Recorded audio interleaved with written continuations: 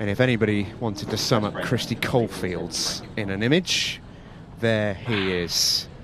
Laid back, relaxed, reclined, ready to strike.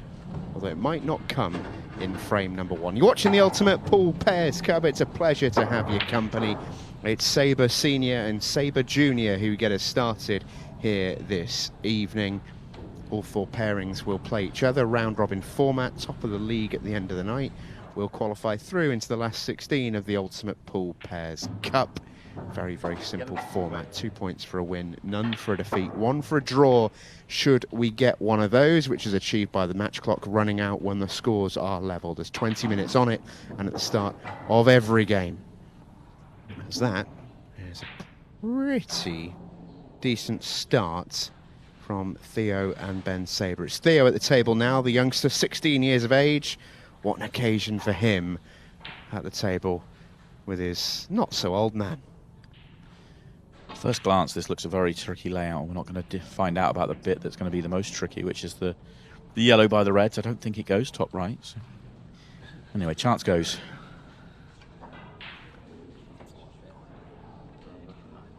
We often say that you don't truly settle on these nights until you've made your first 8 ball. And we did see last week, didn't we, a pair of sort of rookie, some upstarts make a really, really good show of themselves. And I will say, mark your card for that. It is not often you see a Kristi Caulfield safety. Forced into it on this occasion. He doesn't like to play them. Now what though, Phil? Can you continue to play safe here or not? Do you want to go? I'd be amazed if Phil didn't go here. You might be able to play a kind of two-way shot. Play the one on the right-hand side with rakes of left-hand side just to get above the reds and leave it safe if he was to miss. I mean, it would be more of a safety than it would be an aggressive play. But no. What is this? He plays the more contained safety shot. Phil Parkin's playing for a 1-0 here. That's an incredibly conservative shot from the power.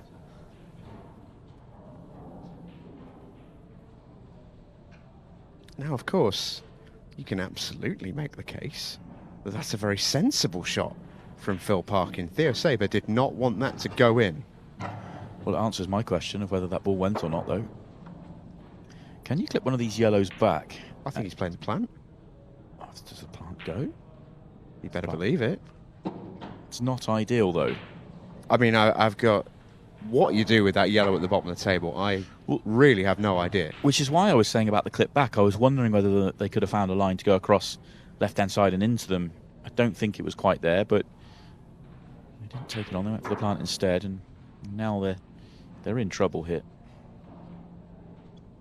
I was just about to make the point before Theo made that shot up to the top right that you could really make the case that it was the right thing to do for Phil and Christy to play the way that they have, you know, keep probing, wait for their less experienced and less heralded opponents to sort of make the mistakes that open the frame up for them. But it's just not really like either of them to do that.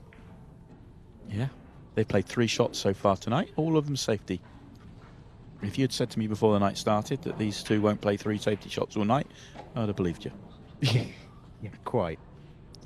They're probably already over the over on that in that regard.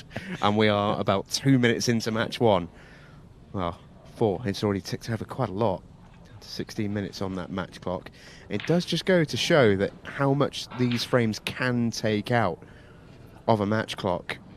20 minutes is not a long time when the frames get going like this.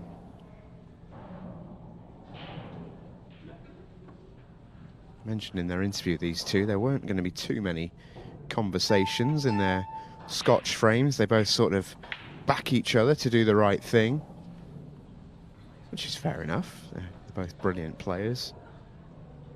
Both reached pro finals this year. Kristi Caulfield defeated by Declan Brennan in the Players' Championship in the spring. Phil Parkin beaten by Shaun Sharkey Ben Doyle in the Pro Series final in the summer, in what was a brilliant match. They're going to continue to be patient here, I'd have thought. Depends on the red nearest bottom left-hand corner. is the potting angle available at any point? If not, then there is just no future in going. Kristi Caulfield looks like he's almost playing handcuffed.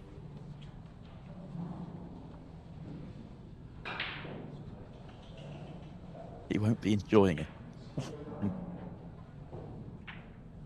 Maybe now. Well, I'll be surprised if it's not now. That red at the top does go. So there's no more safety to be played. It is take him on now. Yeah, I don't even suspect they even exchanged even a nod there.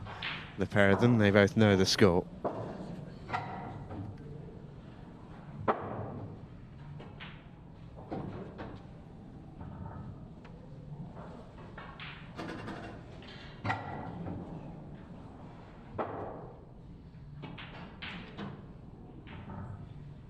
Love that to keep going. Another couple of rolls would be lovely. It's not the end of the world, though. Just might have been preference to take a red to right centre before this one. They can play on that one now. As long as they don't go too far this time, they're okay, and that's perfect.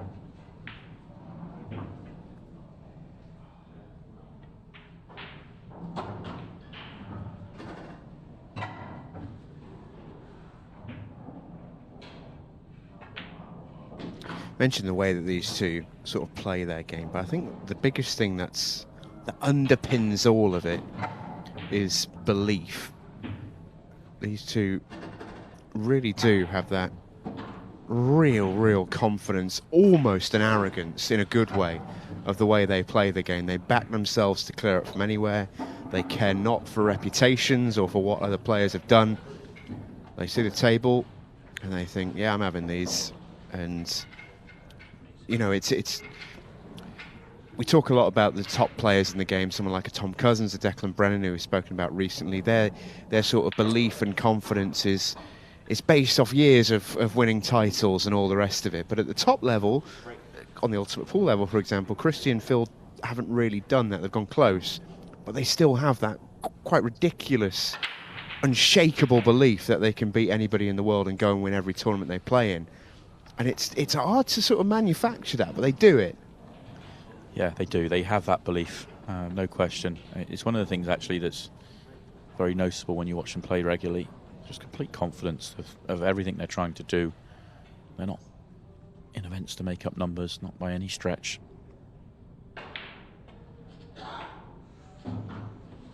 Good chance this for Theo to get going. Really good chance, actually. Now, I would have thought the best thing to do here is to come down the table.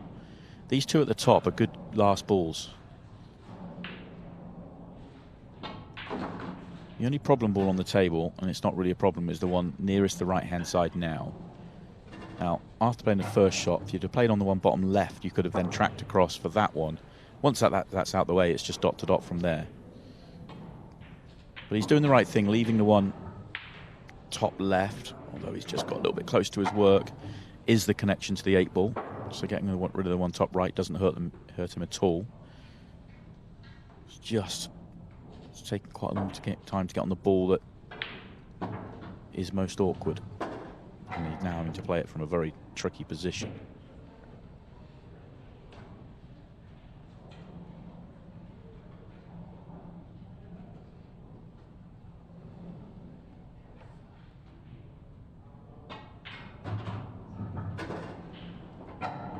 Well, was it better to play, even though it was a low percentage pot, was it better to try and take it on from there? Is that a higher percentage than what he's trying to do now? Because even if you get on the yellow at the bottom, getting on the 8 ball is going to be tough. He is on that yellow. It's just arguably a tougher pot than it would have been previously.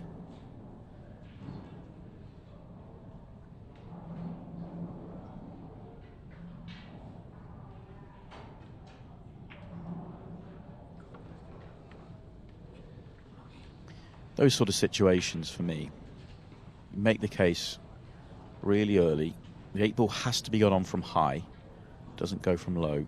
So that ball over top left, I don't mind getting rid of one over top right, but that ball over top left had to be the 8 ball. Now, if you call that ball over top left 8 ball, you wouldn't have changed your route to take it early to try and track back down. You'd have taken that one that he's missed 3 shots before, and it would have been easier than the one he missed. It was still going to be a difficult ball, and it comes down to playing on it slightly earlier and slightly better, but you wouldn't have had to try and make a really difficult ball and find a difficult cue ball at the same time. And it should cost him the frame here. Christy's just having a look whether he plays the red off the yellow, which in turn opens up the 8 ball to right centre. Doesn't need it because the 8 ball goes elsewhere, and he's decided not to do that.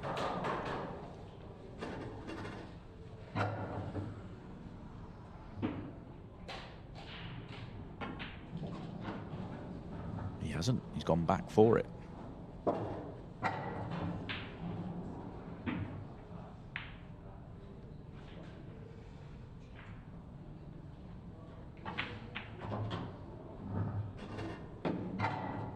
Making both there does not hurt him at all. Possibly helps him if he just wants to kill this one in. He's got just enough angle if he wants to top through for the right centre as well.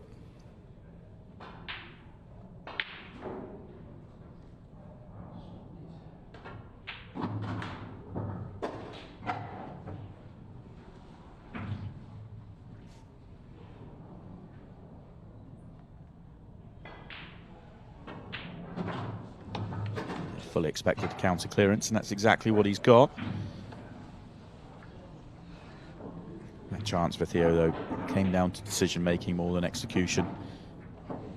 How to play on that tricky ball, do it earlier, do it better, and he could have got the reverse clearance he was looking for.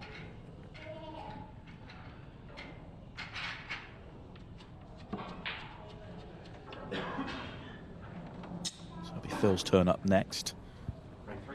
Yeah, so far, if you were just tuning in, for example, and saw that after 2 frames, Kristi Caulfield and Phil Parkin were 2-0 in front, you'd think, well, that seems to have gone to script, but it's been a sort of strange game in many regards.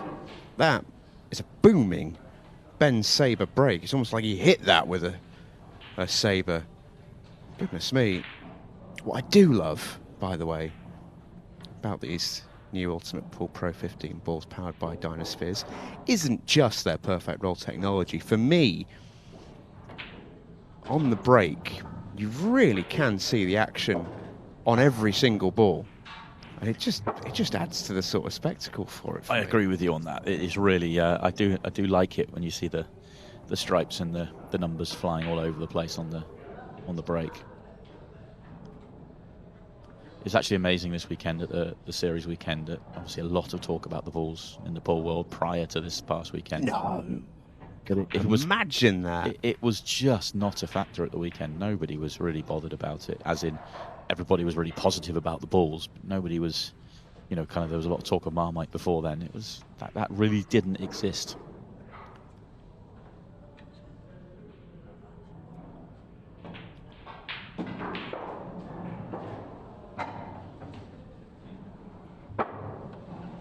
Let's see how Phil goes about this. Wonder whether the plant's the right shot here to top left. Reason I'm saying that, if he had played the plant there and he was right behind it, you're leaving a yellow over the top left, and then you could have been on the one to right centre and come down, dealt with the ones at the bottom, one over the top left becomes your last ball. Because that's the problem on the table, is actually the 8 ball and the connection to it, but the yellow doesn't go past the other yellow, and you don't really want to play a plant to play on a moving ball. You don't want to have to play the one nearest the pocket to get onto the other ball. So may have missed a trick here.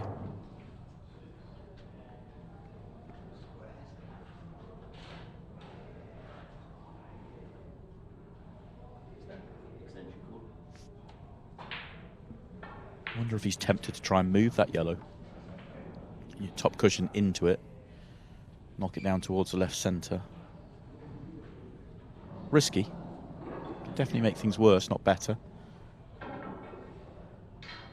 Can definitely make it better as well.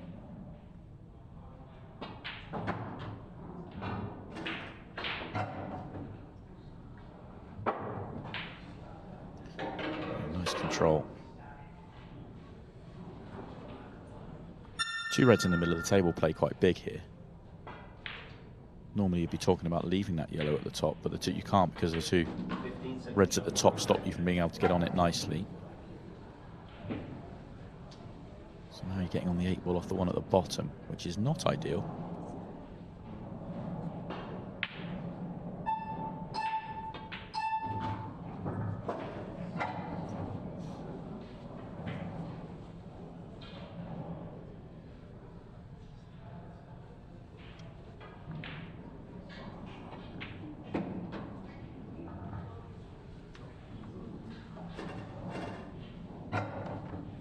It's sort of 8 ball sums Phil Parkin up in many ways. The fact that he just plays to land here right from the start. Never ever thinks he's going to miss them. But it's actually quite good to see this one stay out. Not because I want to see harm on Phil, but just because it hits the cushion quite a long way up with pace. That is meant to stay up, and it's good to see that it has. Well, he's going to get away with it. Ben will be really disappointed with that. Great chance to get his first frame on the board of the night. But that is very much one that got away for the Sabres. Phil Parkin pots the 8 ball, and that is 3-zip. You are right, though, Stephen. That visit, for me, does sum up the way that Phil goes about the game. He's, you know, look, his patterns are better than mine, but maybe he missed a trick not taking on the plant top left. If he takes that on early, leaves one over the top left, that's his easy connection to the 8 ball to always land above it. And so he had to play, what, 2 or 3 medium to high tariff shots because he didn't quite find a pattern. I think in the hands of a Tom Cousins there, he might have made that look really easy. I still expected him to make the 8 ball, by the way, and if he had, it would have been a good clearance. But what I'm getting at is that someone like Tom would have made it look easy as a clearance. Yeah, I'd probably agree with absolutely everything that you've just said, but there's a reason why Phil Parkin's one of my favourite players to watch, because he doesn't make it look easy. Kristi Caulfield's break has been massive tonight. It's not been, though, all that successful as he sits back in his chair. Sabres to the table, Scotch doubles frame number 4.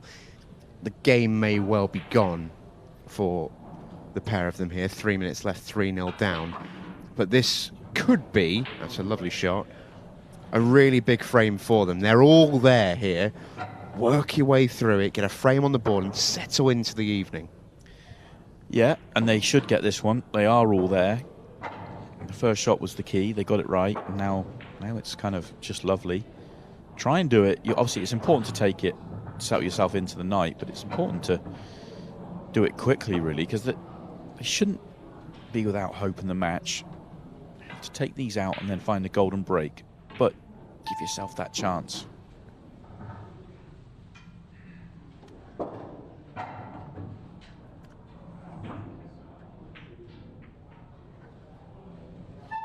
Not going to get far.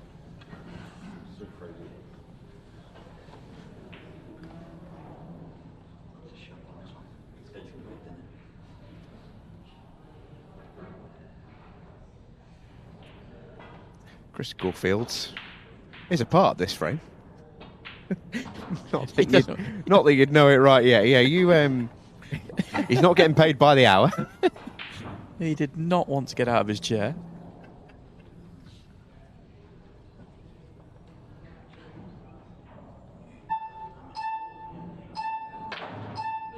There we go. That's the Kristi Caulfield that we know and love. Absolutely flew that around. There's a few giggles because it's not come out very nicely at all. And they're going to go at these because there's 1.5 minutes left and you just might as well. I do wonder what they've got cooked up for us here. Looked for a really, really tricky combo. Wasn't a million miles away of getting it, but that was super high tariff.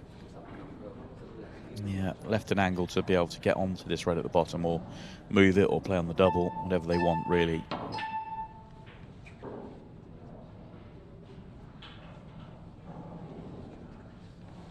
Not going to get that far. Tough start for the Sabres.